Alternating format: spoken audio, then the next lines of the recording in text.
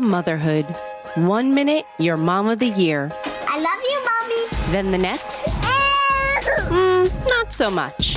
From bath time to bullying, from potty training to puberty, parenting is full of challenges. But one thing is for certain, you are not alone. Welcome to Modern Mom Probs. I'm your host, author, mother, parenting expert, Tara Clark. Join me while we tackle today's modern mom problems. Dr. Sheryl Ziegler, welcome to the show. I am so excited to be here. Thank you so much for having me. I'm so excited for you to be here. So I was reading through your book, The Crucial Years, because I have a 12-year-old son and I have so many questions about puberty and middle school and all of the things. So I guess my first question for you is, why did you write a book about the crucial years when previously you had written about mommy burnout? It seems like a bit of a, not a stretch, but it's just a different topic. So like, why this particular age group? Yeah, that's so good. I'm so glad you asked me that. So mommy burnout, just to give that context, was really based on an observation I was just having. And that was all the way back in 2010. 15 years ago. I can't even believe when I say that, but it was just an observation of moms being really exhausted and really unfulfilled and lonely. And so I have a private practice and moms bring their kids in. So I say I'm a child and family psychologist, but it was such a strong trend I was seeing with these moms. And so it just felt natural. It was like sharing an observation. It was like sharing a secret. That's what I told people. Like, I feel like I've been keeping a secret for a really long time that I need to share. So that's why mommy burnout. I was seeing their kids, but I was also observing them and, having sessions with them as well. And then, so that was published in 2018. Then 2020 comes, as we all know, pandemic hits. And first of all, burnout is like all over the place. I talked way more about mommy burnout the last 5 years than I did the 2 years after pub, and so that happened. And there was, and there still is, a youth mental health crisis. And the first part in 2021, May of 2021, we declared a youth mental health state of emergency. Now that had never happened before. Like, in 118 years that we've had, organizations, we had never declared this, never, ever. And so I was thinking, I have to respond to this. I mean, I never stopped working throughout the pandemic. I went virtual. I was already doing some virtual work. I went virtual. And then in the summer of 2020, I just started seeing kids outside. We were walking, we were meeting in parks. I was doing family therapy in camping chairs in parks. Like, it was crazy. And it's funny because a lot of times the families would say, why don't we do this all the time? I was actually just thinking that. I was like, you should always be instituting that. Yes. And can you imagine no one ever bothered us? Like, people would be walking and stuff and like, no one bothered us. We were in a circle and doing our thing. And that's amazing. It really was amazing. So for that context, like, I didn't stop one day of work. If anything, I was working 7 days a week because I was doing so much media. And so I wanted to do something. So at first I was like, all right, I wanted to write a book about, how to help these kids. But I kept thinking, like, if I keep focusing on teens, I feel like it's too late. It's reactive. That's like, okay, something's already wrong. Something's going wrong. Here's what to do. And I just had this feeling of like, no, I want to be proactive. So at the same time as I was like, putting together the ideas, all of a sudden, The Daily came out with a podcast about how endocrinologists and pediatricians were seeing kids coming into their office with earlier puberty. And, we had 7 and 8 year olds. And I was like, oh my gosh, I see that too, because I have this class that I've been giving for 12 years called Start with the Talk. And it's like a mother-daughter puberty class. And I said the same thing too. I started that class off. I thought it was a 6th grade class. Then I dropped it to a 5th grade. Then it was like a 5th, 6th. Then it was a 4th, 5th. And then 3rd graders started coming. Wow. But that was an observation. Like, the mommy thing, that was like a really clear observation. This wasn't one that stuck out to me as strongly. It was like just over the last 12 years. Yes, it really did start trending younger and younger. And so then honestly, my agent called me and she was like, this is what you need to be talking about. You do this. And I was like, you're right. You're right. So that's what happened. And so, really this book, 6 to 12, highlights a stage of development we don't talk about enough. And at the end of each chapter, there's a looking ahead. The intention of the book is to make 6 to 12 as healthy and fruitful as possible, but also to set teens up to be healthier and more successful, to prevent the things that we're seeing now. And so that's what the spirit of the book is. And I think it could be accomplished if we really, really are intentional about 6 to 12. Yeah, 1,000%. Yes. I wish that my mother had this book when I was that age, and I'm grateful for you to write for writing it now, but they really are crucial years. I know, like, for me personally, I really struggled during that time in my life between, let's say, ages 9 and 12, 9 and 13. That was like very hard. And you had very few people, if any, to talk about it with. Like, I got my period when I was 10. I was super young and I didn't really have anyone to talk about it with. And my mom like gave me the talk. She didn't give me the talk. She just was like, girls get periods and they wear pads. That was it. She gave you more than, I would say, 90% of women your age, at least. That was it. Right. That was it, though. She was like, you have to wear a pad. And I was like, okay. And I remember I was like watching TV. I think she like made me stop watching TV. I was eating dinner in front of my television, of course, because I did that every night. And she stopped to say that. And then she like walked away. And I was like, okay, thanks. And at that point, I actually may have already had my period at that. Like I don't even remember, but the exact timing of it. But I do remember thinking it was one of the most single awkward moments in my life up until that moment. It's so funny because when I did this class, the class was inspired. I love this class. I always tell the girls that I'm totally genuine. I'm like, this is the single most favorite thing I do of all the things I do. And I do a lot of things. This is my favorite because I go to a school, we're in a classroom, and it's the way I do the seating is mother, daughter, mother, daughter. And sometimes we have aunts, caregivers, grandparents, but it's pretty much mother, daughter, mother, daughter. And I intentionally leave some space. Like it's not social hour for the girls and they're all uncomfortable. Of course. And inevitably, as I'm talking, I do 3 modules. So it's like physical, social, emotional. And I start off with physical. In physical, they're like horrified, right? They're like staring and they're like, sometimes they're scared. And then I take a break and then I have these index cards and I say, everybody has to ask a question. And then we're going to take a break. And I have books out and food and whatever. And then I read the questions. And when we come back, I answer all of them. And the mothers always say, I wish somebody would have talked to me about this. Nobody talked to me about this. And then the girls genuinely, they'll say things like, I'm scared. I don't want this to happen. Can I stop this from happening?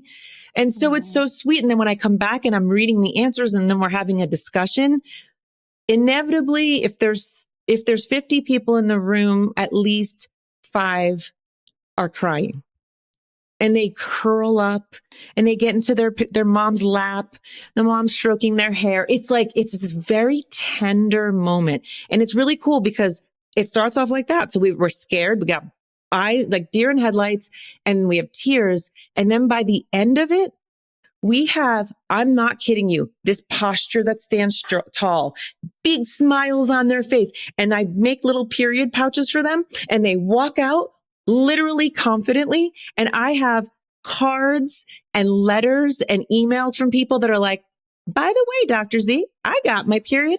I had my period pouch and I put a lollipop in it. And so they said, and I suck my lollipop because I keep the lollipop in there. And I say, I put a lollipop in there. So it reminds you of the sweetness of life. Or if you need something to like just suck on, right? Because it's regressive to suck on something. It's calming. And so I said, don't eat it. Don't eat it before then. And so once in a while we'll say, I did, but my mom put another one in there. And, and they just send me these notes and it's like, all I need is just a couple hours. Like the class is it's long. It's a total of 4 hours, but I just need a little time to tell the girls, hey girls, this is what's happening. Let's celebrate it. And I write this thing where I say, I give them a break and they have a little card and it's sweet. They write a letter to somebody that says basically like, It could be anybody, big sister, an aunt, a neighbor, anyone that's like, hey, I'm going to be going through a lot of changes and I may want to talk about them. And sometimes I may not want to talk to my mom. I've identified you as my trusted person. How sweet is that? And then I could cry. I could cry. This is so sweet. It's so sweet. And in a matter of 4 hours, I can take something, and it's not just it's just I can lead something and educate everybody, including the parents. I mean, they leave also happy, calm. And they always say to me, I had no idea what to expect. I was very nervous. Even the moms are nervous, and they leave feeling confident. Why? Because they're educated, because I frame this to them as something to celebrate. This is a marvel what the human body does. And in the process, it can be scary and unpredictable and a roller coaster. And yeah, you're probably going to lose friends. And imagine that today you love soccer, and like a year from now, you can say, I never want to play it again. And they're like nodding their heads. No, like they can't imagine it, but I normalize it and I explain what's happening in the brain. And by the end of it, when I tell you, that's why it's so rewarding for me to see people walk out, like practically skipping out of the room. That's all we need to do. So this book is a way to have those I have the whole script of like, okay, so what are we going to do to celebrate? So after they write the letter to somebody outside of their parent who's there, I say to the moms and daughters, okay, I'm going to give you 5 minutes now. And I want you guys to talk about what you're going to do to celebrate. And I'm like, so the day you get your period is a day of celebration. And so they talk about it. And I've heard everything I've heard from like, can we go away for the weekend? To some girl was like, I want a skateboard. But most of the time people settle on like, I'd like to go to lunch. Like I even share with them, from me and my daughter, I didn't know what she was going to say. She said, I want to get my nails done. Aww. And what did that mean? That just meant like, it was like bonding for us. It was like we came out, we walked out of the house, I had my arm around her and we got our nails done, and it was a celebration. We didn't talk about it, but we knew why we were there. We were celebrating. Knew. Yes, we knew. I love that story so much, Sheryl, because it only takes one person to empower a child so much that they remember it for the rest of their lives. When I was in 5th grade, I got my period, went through puberty, started getting a chest, right? Started getting boobs, and my posture sunk in, right? I like had my shoulders covered. I was the only one going through it, right? So I was developing, no one else in my class was. And I was very embarrassed. And so my posture reflected that. I remember my 3rd grade teacher stopped me in the hallway and said to me, Tara, it's okay. Like, be proud. You are a woman. Put your shoulders back, put your head up. Oh. It's okay. And still to this day, that interaction stuck with me. And I often think that. And so the work that you do is so important, because someday some woman is going to be 45 years old sharing a story about how Dr. Z gave her the confidence and helped empower her to feel proud that she is a woman. I actually have chills on my forehead, like on my head.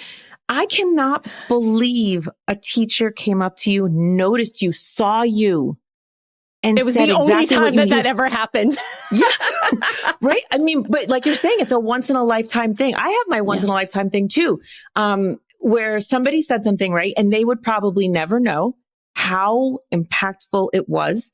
And for me personally, I don't know if you have, I actually probably about 10 years ago, it was my childhood best friend's mother. And she told me one time, because my whole story is just, I moved out of New York City and nobody looked like me. Nobody was brown and nobody was black. And, I must have said something to her. I don't remember what I said first, but I was sleeping over. I was there all the time, and they were a white family. And, she said, Sheryl, I want you to know that your skin color is called olive, and it is the most beautiful skin color. And one day you will appreciate it. I mean, and I was like, and I didn't feel that at the time. I didn't believe her. And it didn't like change me in that exact moment. But when I look back, how powerful was that teacher, this mom? Yes. Right? Yes. One person, one comment, one conversation, one talk. Yes. Really can change your life. It can. It sticks with you forever. I love it. See, I have chills now. You said you got chills. No, I have chills, Cheryl. I know. It moves me. It's so, I'm genuine. Like it moves me because I think we feel so overwhelmed, or like this conversation around puberty feels so awkward and so scary. And it's like, gosh, I promise you, it's like mental health stigma. It sounds so simple, but when people say, well, what can we do to stamp out mental health stigma? Talk about it.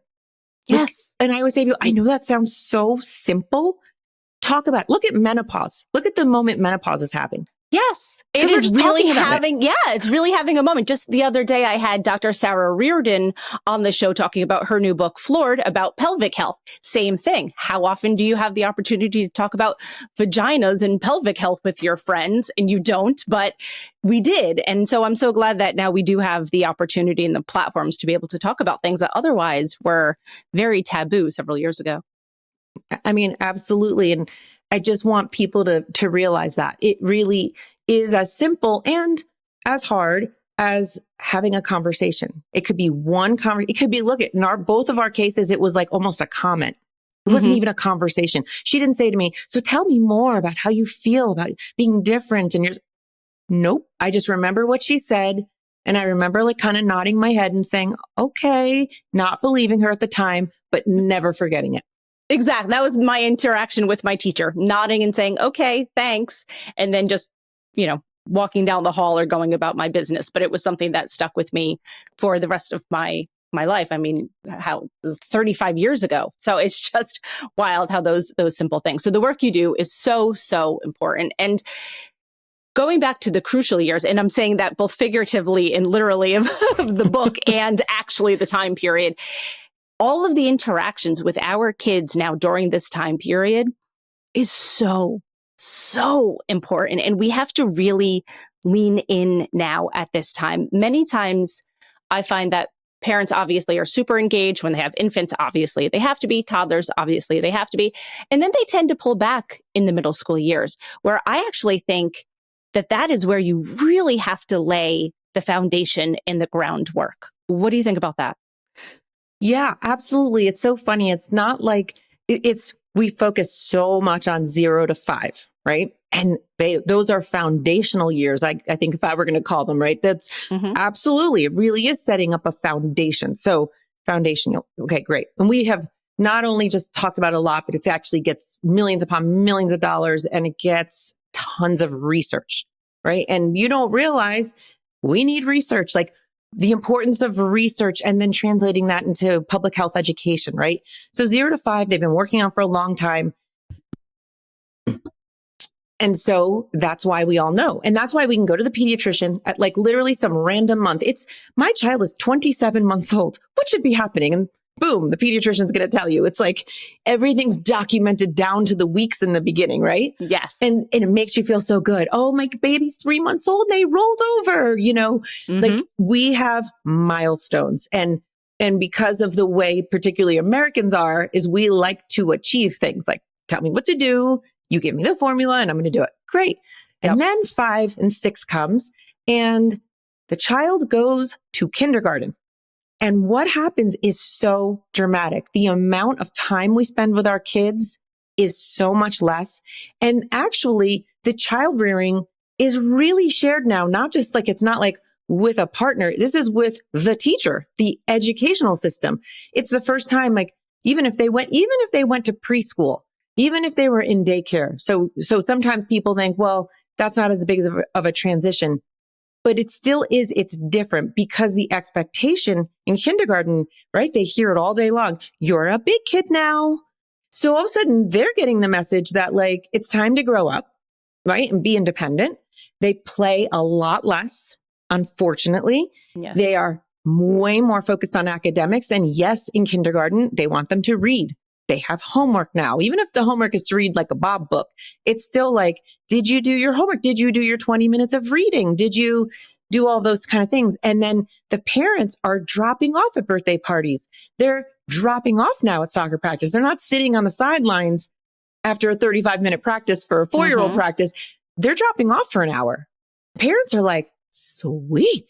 This is awesome. That was a big, and no, it's true. That was a big transition for us when I realized both at birthday parties with drop off. I actually wrote a meme once about saying something that the second half of your life begins when you could drop off your children at a birthday party. And it's really true. It's like a game changer. But same thing with practice and all of those.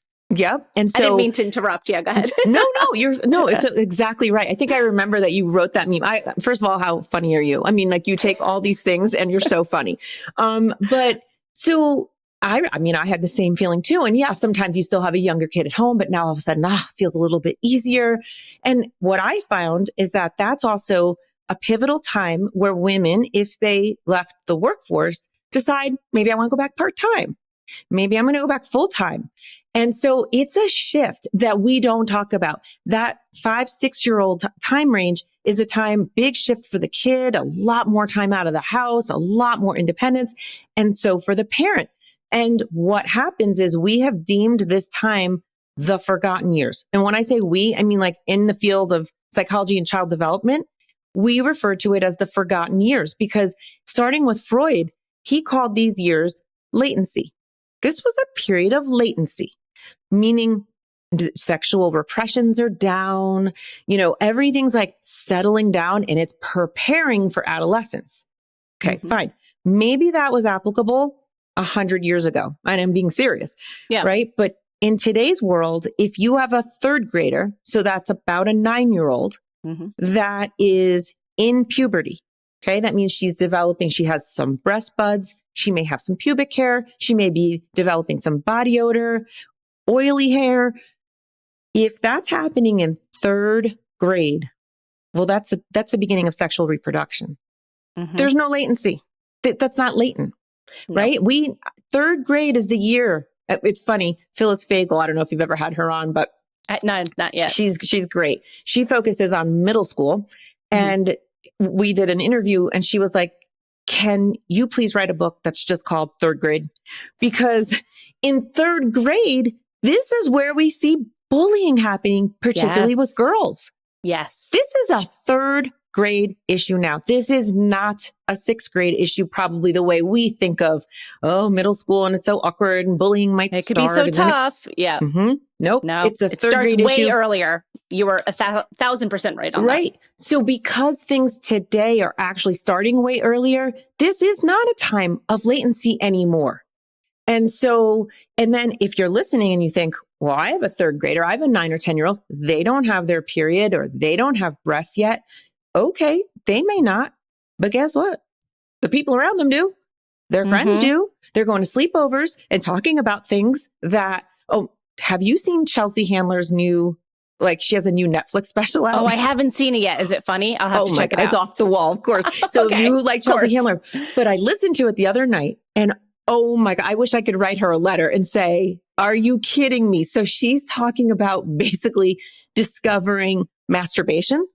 And she was really young. Yeah. And so she's talking about stuff going on during these crucial years. And I'm like, yes, because of course now I'm looking for it. People talking about these stories. Yeah, absolutely. These aren't teenage stories. No, they're little. They're little stories. Yeah. They're 9 and 10-year-old stories. And that's why, the crucial years wasn't initially the working title. We had a lot of, it took a while to figure out this title. And finally my editor was like, you know what this is? We got to call it what it is. These are the crucial years. We have to rename these years. And I was like, okay, done. Yeah. It feels presumptuous. Like, wow, I'm just going to name it in a developmental period, the crucial years, but they actually really, really are. They are, because even going back to the beginning of my question, when I said, the crucial years, both figuratively and literally, like your book, I really meant that. And so it's interesting that the editor thought the same thing. They are so important. Now, it's interesting. When my son was the pandemic hit when he was 7. So he was in first grade. So I feel like for us, it was different from what would have been sort of a stereotypical time period for that. But, that's the case for millions of kids across the country, across the world, right? So when he finally went back to in-person school, he was in third grade. And so that was really that was a big transition to come out of the pandemic, hit third grade, all the bullying, all of the social interactions again, all of that kind of stuff. It really hit like a wave. It did. Same with me. I have a 12-year-old son. It was the same thing. I remember he's in first grade and we're sitting at the kitchen table and I'm like, I'm never going to get this kid to do any work. Like, this isn't happening. He would be like, if I left the room for 1 second on the Zoom, he's like under the table. He's got like a pencil up his nose. Like he would sneak away. I'm like, whoa, there's an empty computer here. Where are you? Like, what are you doing? Yeah. I mean, there was a 0% chance. And, with those kids, like if you talk to any teacher, kids who are the kids that were hit the hardest, okay, at least in terms of academically, social, emotionally, today are like 4th and 5th graders. Oh, it was the kindergarteners. I had a lot of friends who had kids that are 2 years younger, because that happens a lot, right? People space their children out 2 years apart. So when we were in 2nd grade, then their younger siblings were in kindergarten, and that's really when it hit. And so, yes, I've seen a lot of that personally as well. Yeah. And it really makes sense. During these years, that's when these kids are learning, like 0 to 5, they're focusing on their attachment to you, the parent. It's their attachment. It's their sense of security in the world. Are my needs met? When I tantrum or when I do something, what do the adults around me do, right? It's all attachment and security. And then 6 to 12 is what Erik Erikson, a developmental psychologist, called industry versus inferiority. And I know we don't use those words as much anymore. This is an old, old meaning the 1950s kind of theory, but it's exactly what's going on. So industry, to be industrious, is the goal. Like you and I have 12-year-old boys. They should know in the next, year or so, what am I good at? That is what it is to be industrious. What am I good at? And today's version of that is we say self-esteem. So I do all of the intakes and screenings in my clinic. And I would say, about 1 every 3 has the phrase either on the phone or they write it in a form. My kid has such low self-esteem. I want a more confident kid. I don't know how to do that for my kid. They have such negative self-talk. When something goes wrong, they say, I'm stupid. I'm bad. No one likes me. And so when I hear that and I see that, I think because this stage of 6 to 12 has to happen in a way that a kid knows what they're good at, not told. This isn't the rah-rah. We're not, hey, buddy, like, you're so good at art. Like, no, that's not what I mean. They have to know it. They have to experience things. And that's why we talk about responsibilities and chores. Today's parenting, where we don't let our kids do things, right? Go ahead and do that. I hear all these talks. When I do talks, all the parents raise their hands and like, am I a bad mom because I do it for them? Because I don't want them doing the dishes. They don't do a good job. Or I don't want them doing blah, blah, blah, because they don't do it the way I want. And I'm like, I'm with you. I hear you. But our job is to not do it for them. It's to teach them. So if they don't do it well enough, we have to teach them. We don't do that. I mean, when I say we, it's like the collective we.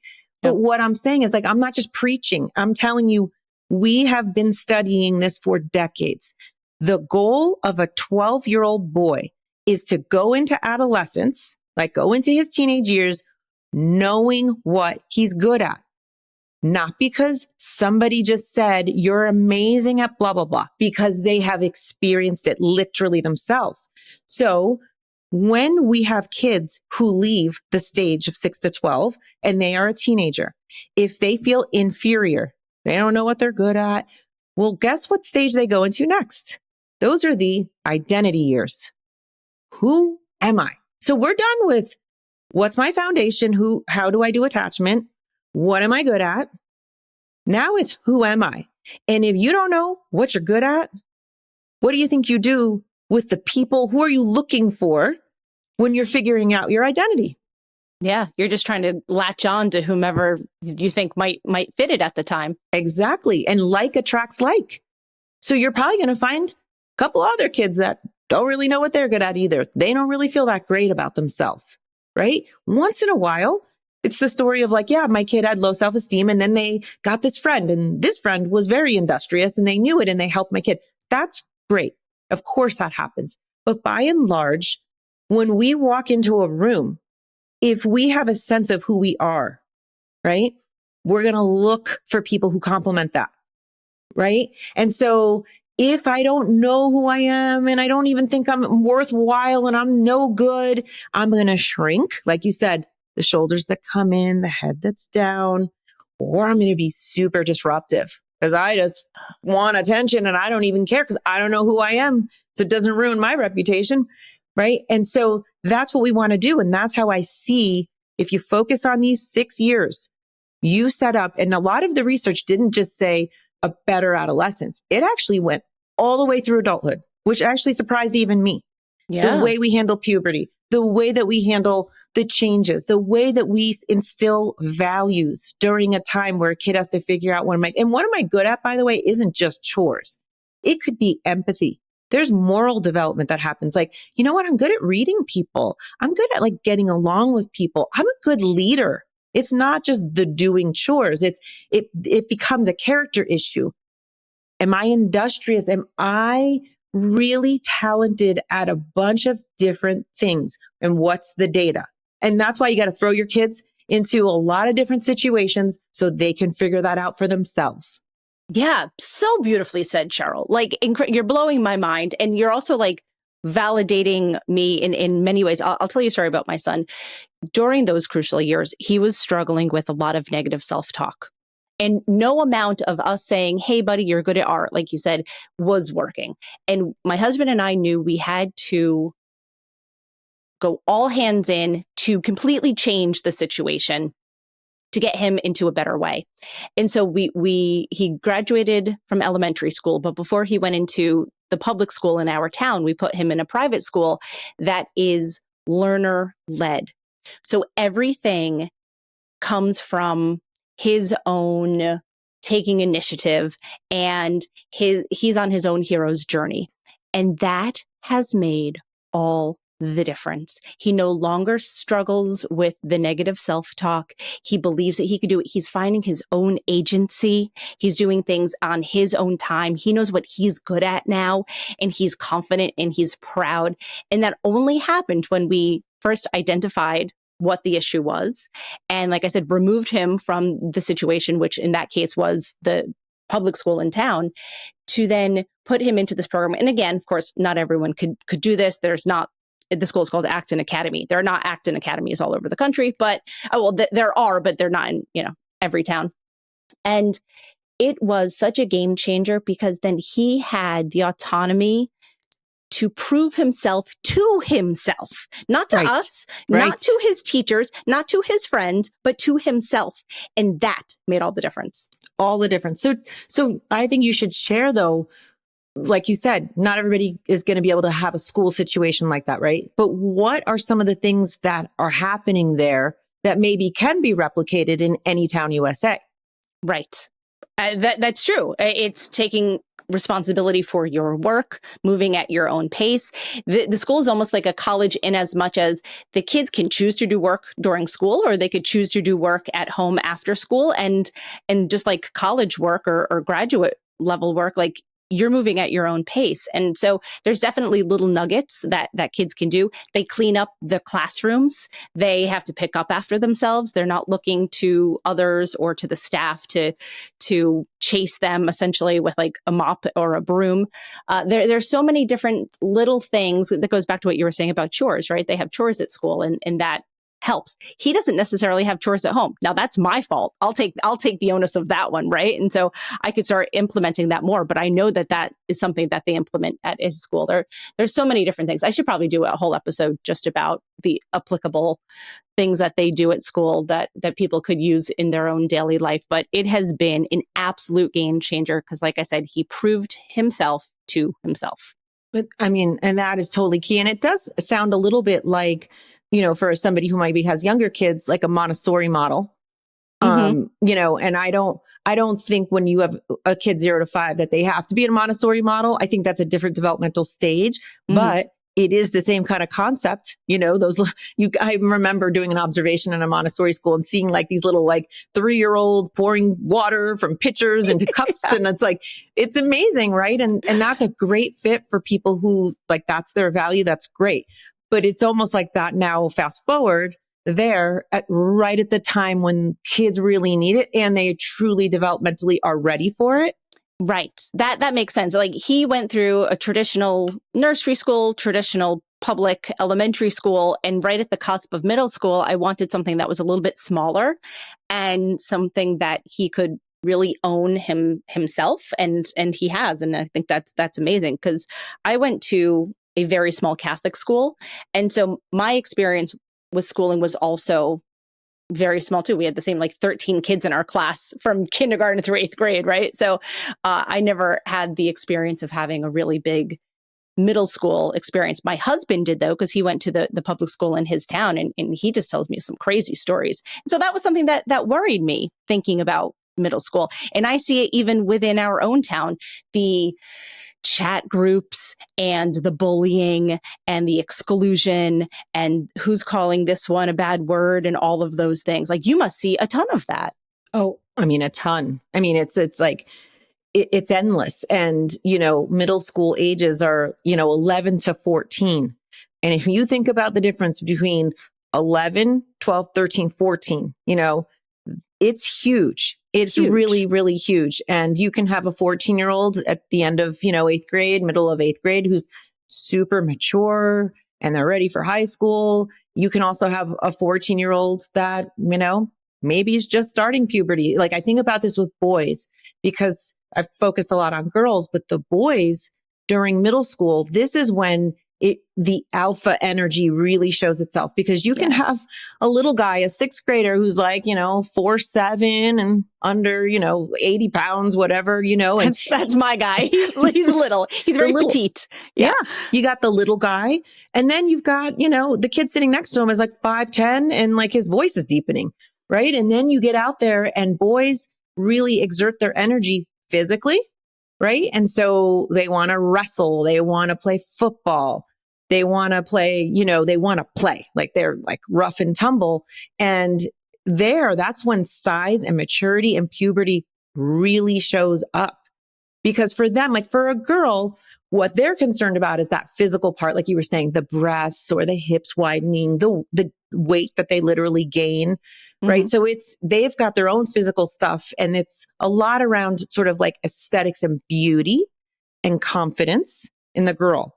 But in the boy, it's about who's going to dominate, who's the better athlete, who's the bigger voice, who's going to be leading the, speech and debate team, because alpha, that, and it all makes sense. They're pumping testosterone through them. Like they're doing what they need to do. And it's interesting because really we have a society that is trying to stifle that down with the boys.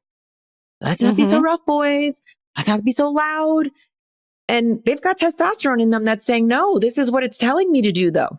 It's, like they don't know why, but this is what my body wants to do. I mean, their voices get deeper for a reason. I mean, everything that happens to me is like, whatever you want to call it, it's magical, it's spiritual, it's, it's divine, whatever you want to call it, but it's a beautiful transformation. But the process of the transformation is so confusing, especially when people around them don't understand it exactly. And we're actually doing the opposite, right? And we're actually telling them like, don't be so loud, don't be so rough, don't be so all these things. And so then what's their outlet? Because that's what they've got. Girls cry. Girls get emotional, right? So if we're telling girls, stop crying, stop being so emotional, and then we're telling boys, stop being so rough, stop doing these things, they've got tons of hormones pumping through them that are the impetus for why behaviorally they look this way. Yeah, it's true. There are so many thoughts that are rushing through my mind right now, but I'm going to pick one right now and go with this one. Did you see the Netflix show Adolescence? Okay. So I can't even tell you how many texts I have of people saying, I have to know what you think about adolescence. Okay. So Sunday night, I lay in bed and I'm like, okay, I'm going to watch this. I press play and I literally had to hit pause. I probably had to hit pause 6 minutes in. And I'm like literally deep breathing. Like when they're rummaging, this is no spoiler alerts. It's just episode 1, right? Yeah. And they're like rummaging through the house, and then they go in the room and there's this very young adolescent boy sitting there who's peed his pants. And I'm like, oh baby, oh my God. Right. And so I was very moved by that. Like I felt just really entranced. Then you get to the part where, they're interrogating him I'm observing and analyzing the relationship between him and his father. And I haven't even made it past, maybe I started episode 2. It's, for me, I'm an empath. It is so intense. I think I'll get through it, but I swear it's going to be like 20-minute increments because I'm such an empath that I'm feeling all the feels with this kid. So I haven't finished it. All I can tell you is my initial reaction to what I've watched is like pain. Yeah. That's all I can say because that's all I know. Yes. What about you? Have you watched it? I did. So interestingly enough, I started it one day and same thing. I had like chills and it was really challenging to watch when they strip search him and they're focusing on the father's face. I had such a hard time. So I literally wrote in Threads because I love Threads, Meta's platform. That's like Twitter. I wrote in Threads, hey, I'm watching this episode. Should I continue with this series? It's very heavy. It's very hard to watch. And everyone was like, yes, keep going. You have to watch it. You have to watch it. So then I proceeded to binge watch it all in one night. I literally watched all 4 hours. I think I started from maybe like 6 o'clock until like 10 o'clock, watched the entire thing in one day. Very glad that I did. I want my husband to watch it now too, so that he and I can speak about it like properly. It's very heavy. In episode 3, they talk about incel culture on YouTube and on social media and all of that. Now, I'm not terribly familiar with that, so I had to familiarize myself with it so that I could get the full breadth of understanding of what the episode was about and what they were talking about. I luckily mentioned something to my son just in passing yesterday when he and I were watching a YouTube video together. It was like a comedy YouTube video. I said something about incel and he's like, what's that? And I was like, oh, thank God. Yes, I'm going to do that too. He was not familiar with it. And so then I like briefly spoke about it, ever so slightly, just like covered the main gist of it. But he was like, no, I'm not familiar with that. He's like, why would people ever think like that or talk like that? Which is, it's so important to have these conversations with our kids just to get an understanding of their understanding so that you could really have an open dialogue. I'm such a huge proponent of open dialogues with our children, especially ones of these crucial years. The show, I don't think that I would show it to him. Many parents I know did watch it with their kids. I don't think that I would go that far. I would watch it with my husband, but not with my son. But it is so important to know what our kids are consuming online, how they're interacting with others online, how they're interacting with technology, all of those things. Because in this, the final episode, not that I'm giving full spoilers, but in the final episode, the father and the mother are sitting there crying and they're saying, but we were good parents. Like we did the best we could. And I was a good mom and you were a good dad. And he was home under our roof. He wasn't out walking the streets. He wasn't out hanging out with bad people that we knew of. We were good parents. And I mean, I'm getting chills just now, just thinking about that. And why that was so powerful, and I think why it resonated with so many people, is that everyone's trying the best that they can for our kids. And just because we don't know what our kids may be consuming or who they're interacting with, like we don't know what's actually going on in our children's minds. And that's why it's so important to talk with them openly about it. Yeah. I will cry for sure when I hear that because you will. I promise you. Yeah, I know. I will. And I sit, sometimes when I sit with families, my eyes well up with tears. There are plenty of different things that get me because we are all doing the best we can. You know what this reminds me of, though? I'm going to take you back to 1999 and the Columbine shooters, right?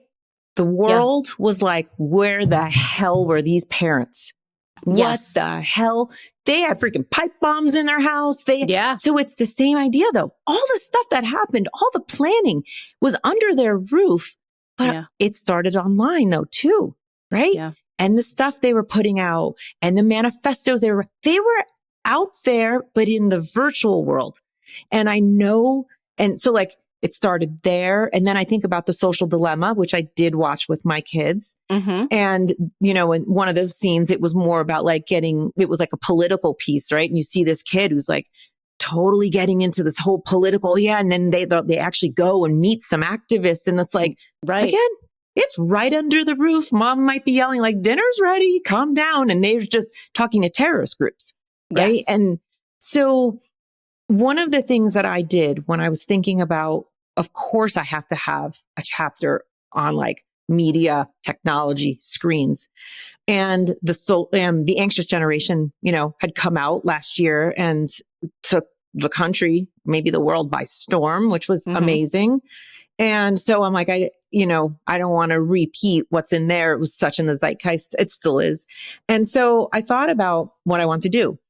And I thought, I'm going to just take a little bit of a different approach. And as opposed to, of course, there's, the data and the information around why this is so bad. And I tried to focus actually just on 6 to 12 and just really alerting families just to think about when you give your kid a device and what it means to give it to them. The average age in America for a kid to have a smartphone is 8 years old. Wow. Is 8. And every parent says the same thing. I need to get a hold of my kid. I want to be able to get a hold of my kid. They're not saying, oh, I want my kid to have access to the entire world and everything that's happening. That's not what they're thinking, right? So what I did in that chapter, I'm really proud of that chapter. It totally kicked my butt.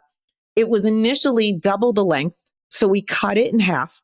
So I've got some really awesome information that I'm going to do something with, probably on a Substack. I'm trying to launch my Substack, but I've got literally like tons of overflow information, like 10,000 words or something. Wow, and that's a lot. It's a lot. No, like a lot. I mean, I went crazy with this chapter because I started to get excited because it's not a repeat of things you're going to read everywhere.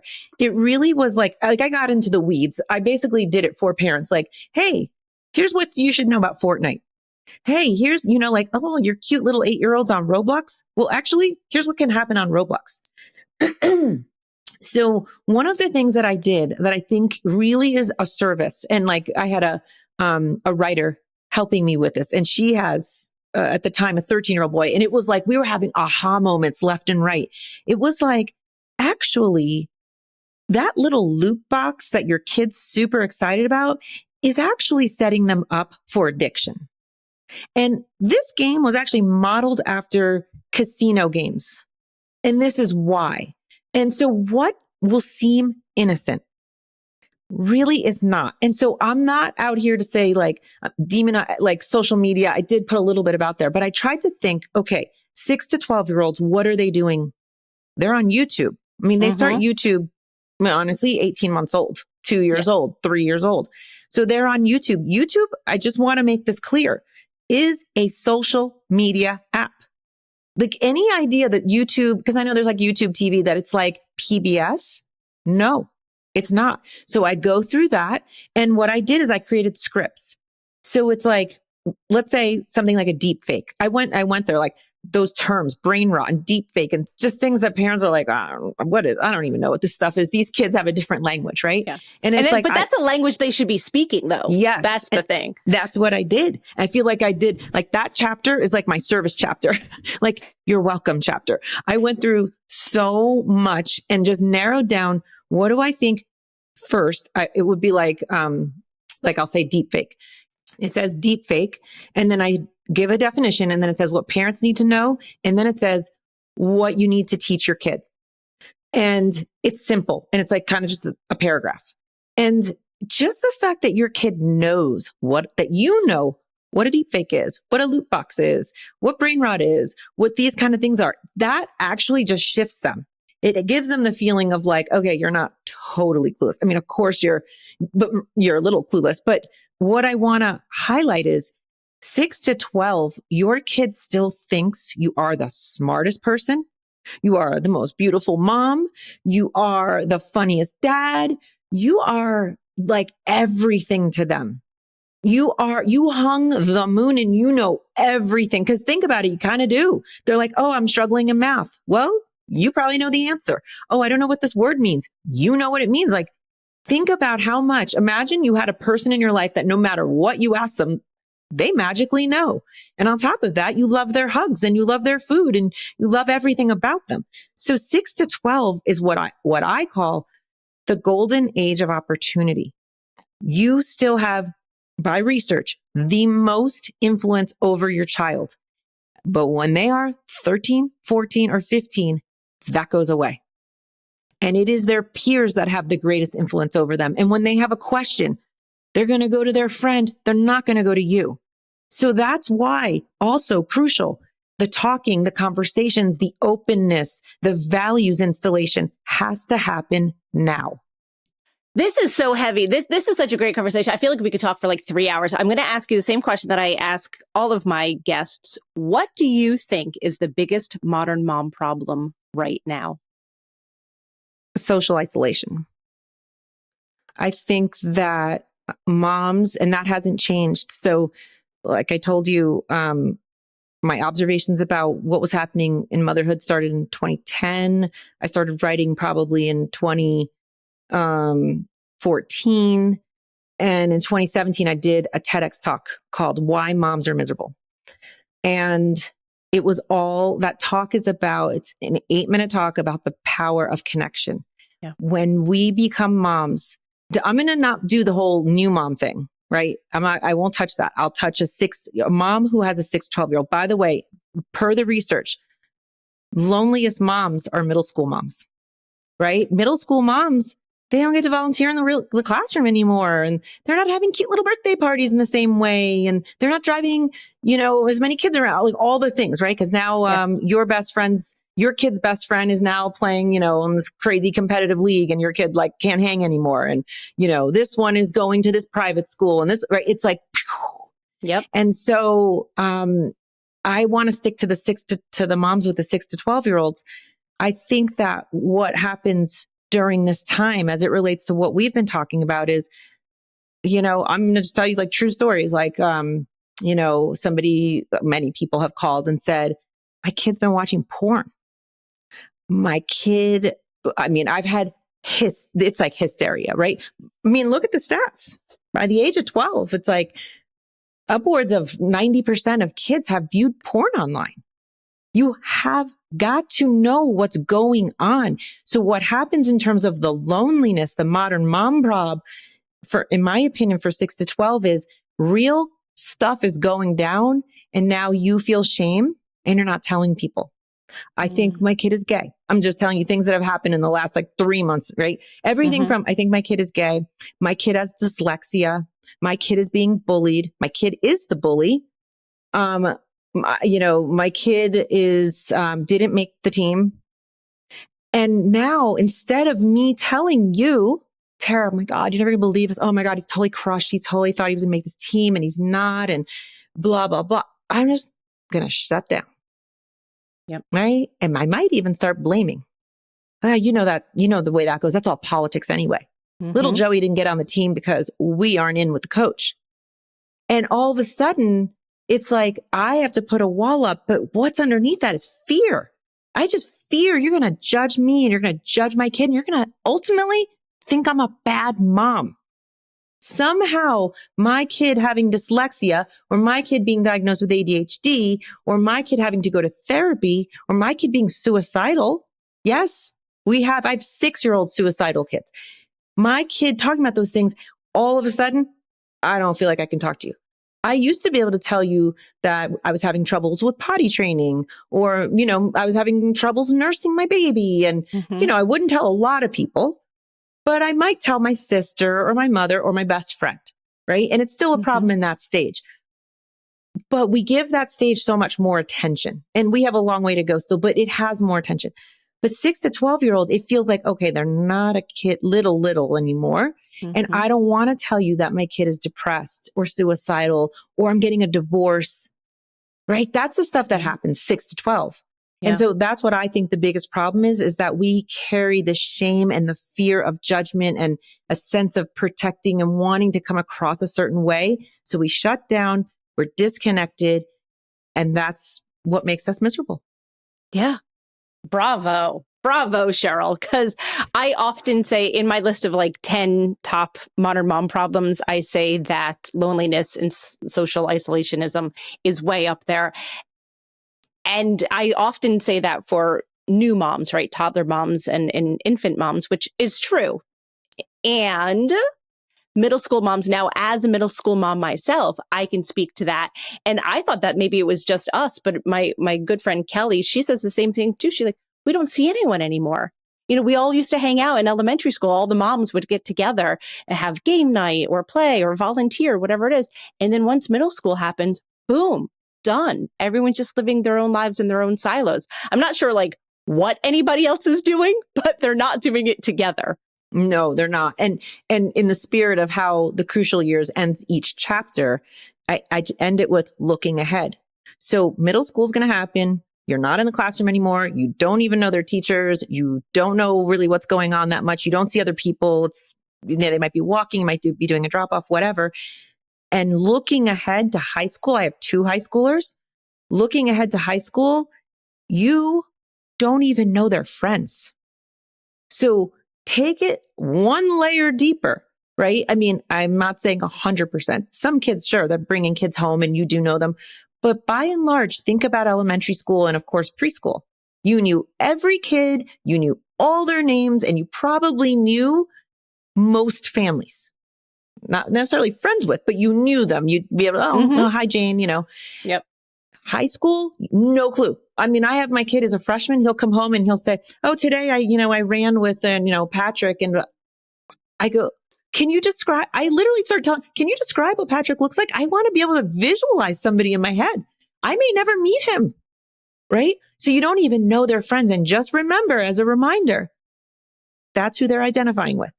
And we don't even know who they are, right? So, what do you do about that? Even the middle school moms, I mean, for middle school or middle childhood moms, just don't be shamed. I promise.